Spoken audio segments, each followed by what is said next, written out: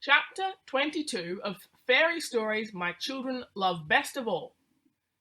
The Tinderbox. 1, 2, 1, 2. With his sword at his side and his knapsack on his back, a soldier, on his way home from the wars, came marching along the road. An ugly old witch met him and said, "Good evening, Mr. Soldier. What a fine sword you have, and such a big knapsack too. You shall have all the money you want." "Thank you very kindly," said the soldier. "Do you see that big tree?" asked the witch. "Climb up to the top, and you will see it is hollow. You can let yourself down inside the tree. At the bottom you will find a hole through which you can get under the tree." "What am I to do down under the tree?" asked the soldier. "Get money," answered the witch. "When you get down to the bottom of the tree, you will find a wide passage lighted with 100 blazing lamps. You will see 3 doors that you can open. In the first room, you will see a big box in the middle of the floor. A dog is sitting on top of the box, and he has eyes as big as saucers. But do not be afraid. I will give you my apron, which you can spread out on the floor. Then quickly take hold of the dog and put him on my apron, open the box, and take out as much money as you please. This money is copper, but if silver pleases you better, go into the second room.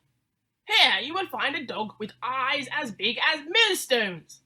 But you can put him on my apron, and then take all the silver you like. If you prefer gold, you must go into the third room. The dog sitting on the box in this room has eyes as big as the round tower, but he won't hurt you if you put him on my apron.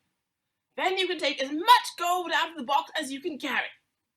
"That is fine," said the soldier. "But how much do you want for yourself?" "Not a bit. I don't want a piece of the money. You may have it all. I only want you to bring me an old tinderbox that my mother forgot the last time she was down there." "All right," said the soldier. "Then tie the rope around my waist and let me down." "Don't forget to take my apron," said the witch. Then the soldier climbed up the tree, and the witch let him down into the hollow trunk. He soon found himself in the wide passage, where the lamps were blazing. He opened the first door. Ah! There sat the dog with eyes as big as saucers, staring right at him. "You're a pretty fellow," said the soldier, as he took him up and put him on the witch's apron. Then he opened the box and took out just as many pennies as he could cram into his pockets. He shut the box and put the dog back again on the top. Now he went into the second room. Ah! Ah! There sat the dog with eyes as big as millstones. "You shouldn't stare so hard," said the soldier. "You might get a pain in your eyes." Then he put this dog down on the witch's apron and opened the box. When he saw that it was full of silver, he threw away all his pennies and crammed his pockets and his knapsack full of silver. Then he went into the third room. Ah! Ah! Ah! There sat the dog with eyes as big as the round tower, and they rolled round and round like wheels. But the soldier was not afraid. He lifted the dog down onto the witch's apron and opened the box. "Mercy on us!" cried he, as he saw all the gold. Quickly he threw away all the silver he had in his pocket and knapsack. Then he crammed all his pockets and his knapsack and his cap and his boots with so much gold that he could hardly carry it.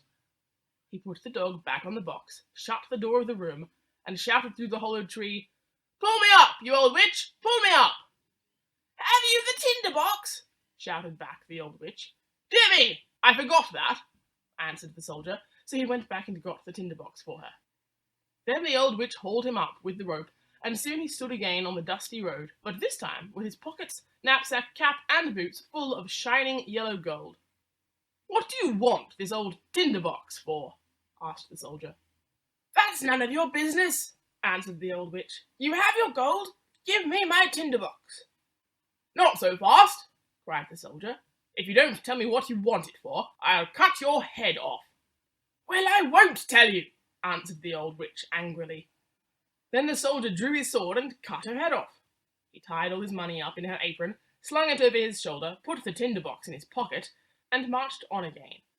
When he reached the next town, he went to the finest hotel and ordered the best of everything. The next day he bought new clothes and dressed like a fine gentleman. He spent money freely, and the people liked him. When they told him about their king and the lovely daughter he had, the soldier asked, "Where can I see this lovely princess?"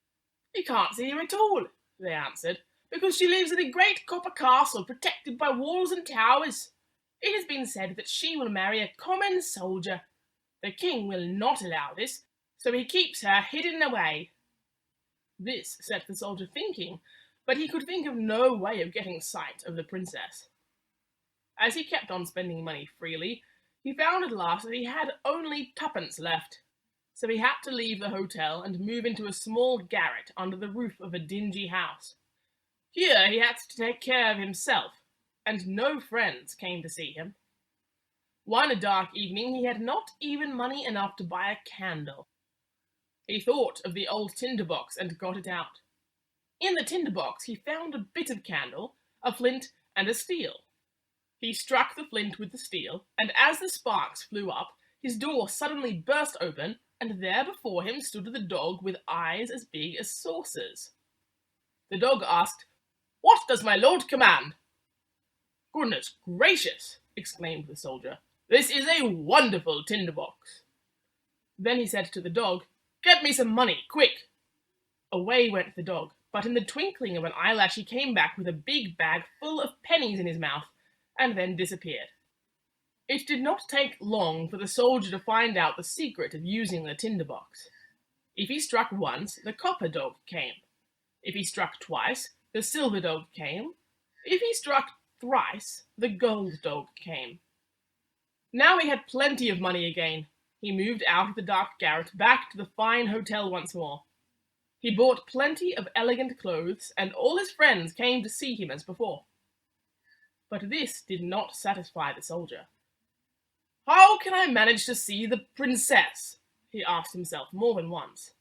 He could not answer his own question until one night he thought of trying his tinder box.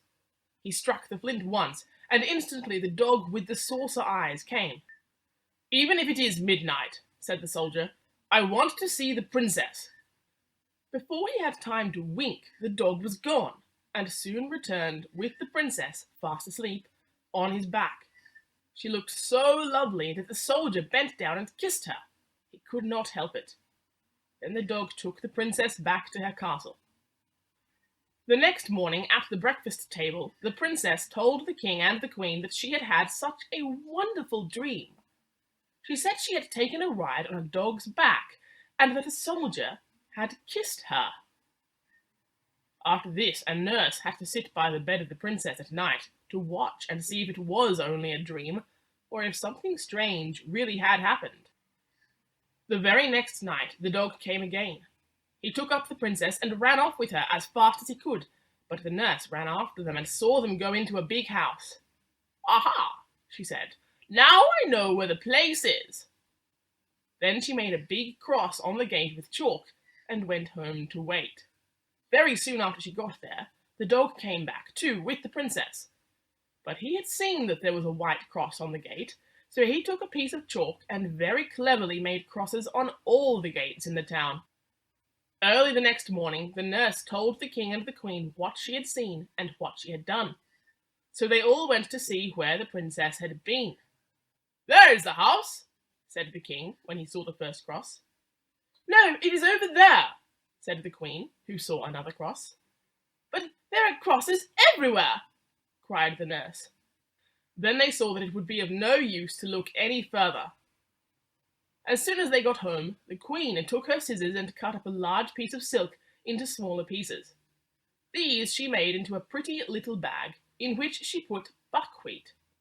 She then tied this bag on the back of the princess, and cut a little hole in the bottom of the bag so that the buckwheat grains should drop out along the way the princess went. That night the dog came again and carried the sleeping princess to the soldier. He never noticed how the buckwheat dropped out of the pretty little bag along the road. In the morning the king easily found the place. The soldier was seized and put into a dark dungeon. "Tomorrow they will hang you," said the jailer as he locked the door. "Oh," mourned the soldier to himself, "if only I had not left my tinder box behind." After a weary night, the soldier woke early. Through the bars of his prison window, he could see the people on their way to the gallows on which he was to be hanged. Everybody was in a hurry. A shoemaker's boy was in such a hurry that he lost one of his slippers right under the soldier's window. The soldier cried out, "I say, you, boy, don't be in such a hurry. Nothing can be done till I get there. But if you run to my house and fetch me my tinder box, I will give you a penny. You must be quick." The boy was only too glad to earn a penny, so he set off for the tinder box and soon brought it to the soldier, who gladly gave the lad a penny. Outside of the town, the king's people had built a high scaffold with a higher gallows on it, from which the soldier was to hang.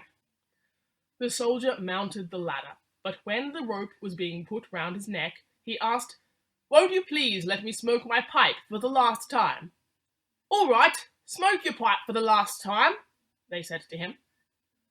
So the soldier took out his tinder box, and with the steel he struck the flint once, twice, thrice. Behold, there were all the 3 dogs. "Help me, help me!" cried the soldier. "They are going to hang me." The dogs rushed at the people and alarmed them greatly. "Oh, good soldier," they shouted, "you shall marry the princess. Only call off the dogs." The soldier did as they wished. Then the princess was brought out of the copper palace and became his wife, as had been foretold, and ever after they lived a happy life. End of chapter 22.